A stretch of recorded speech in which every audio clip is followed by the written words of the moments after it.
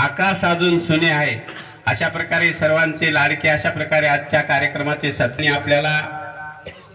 आपलं मार्गदर्शन करतील।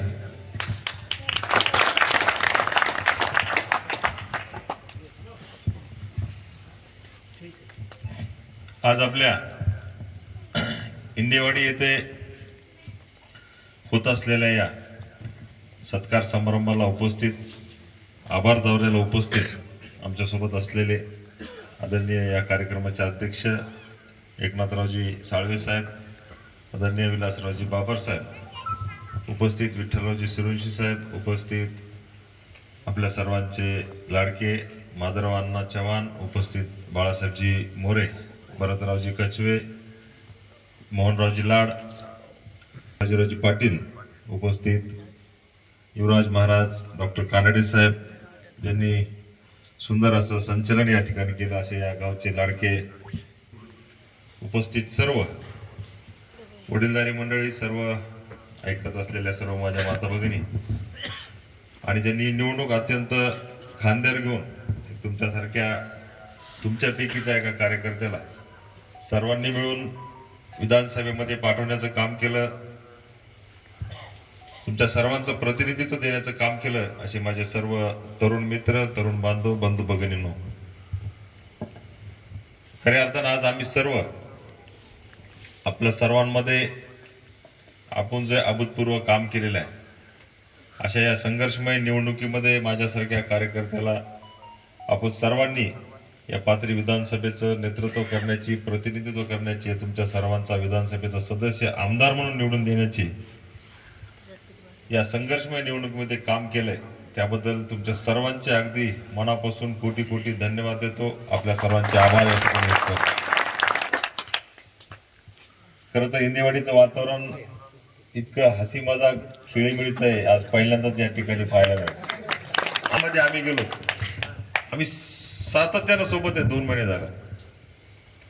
आणि प्रत्येक गावामध्ये आम्ही जाण्याचा प्रयत्न केला निवडणुकीच्या माध्यमातून, आणि निवडणुकीच्या माध्यमातून गेल्यानंतर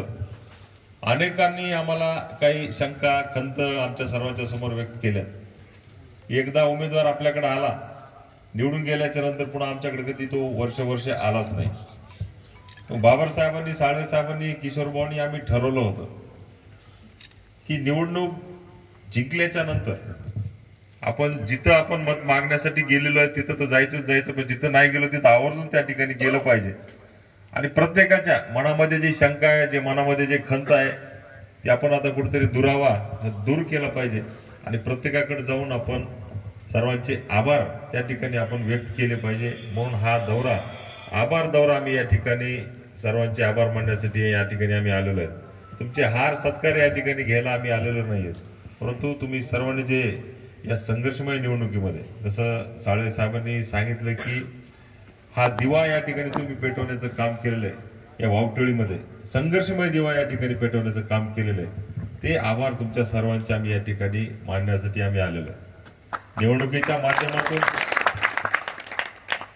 जेवढं काही आम्हाला संपर्क साधण्याचा प्रयत्न आम्ही त्या ठिकाणी केला, ते आम्ही प्रामाणिकपणानं केलेलं आहे, आणि खऱ्या अर्थानं निवडणुकीच्या अल्पावधीमध्ये आमची उमेदवारी त्या ठिकाणी घोषित झाली। कार्यकाळ त्या ठिकाणी फार कमी आम्हाला त्या ठिकाणी मिळाला, आणि अशा परिस्थितीमध्ये रात्रंदिवस एक करून जाण्याचा आम्ही त्या ठिकाणी प्रयत्न केलेला आहे।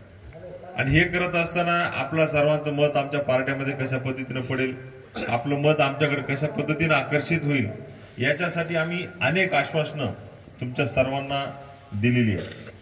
परंतु आता सुदैवानं योग असा आहे की केंद्रामध्ये महायुतीचं सरकार आहे, राज्यामध्ये या ठिकाणी महायुतीचं सरकार आहे, आणि जी काही आम्ही आश्वासनं दिलेली आहे, आणि जी काही तुमच्याकडनं तुमची आमच्याकडनं जी अपेक्षा आहे, ती आता कुठलं तरी खऱ्या अर्थानं पूर्ण करण्याचे दिवस आलेले आहेत, आणि त्याची सुरुवात काही दिवसामध्ये या ठिकाणी होणार आहे। केंद्रात सत्ता, राज्यात सत्ता, आणि आपण सर्व महाराष्ट्रामध्ये अत्यंत चांगल्या पद्धतीची मेजॉरिटी, अत्यंत चांगल्या पद्धतीचं उमेदवारांची निवड सर्व महाराष्ट्रातल्या जनतेने केल्यामुळे निश्चित मुख्यमंत्री, दोन्ही उपमुख्यमंत्री यांना सुद्धा एक चांगल्या पद्धतीची एक ऊर्जा